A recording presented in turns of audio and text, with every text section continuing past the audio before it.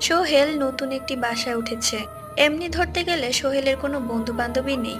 বলতেই পারি ওর সাথে কেউ বন্ধুত্ব করতে চায় না, কারণ ও কিছুটা অদ্ভুত টাইপের। খুবই কম দামে একটি বাসা ভাড়া পেয়েছে আর সেই বাসাটাই নিয়েছে। খুব ক্লান্ত নিয়ে রাতে ঘুমিয়ে পড়ল।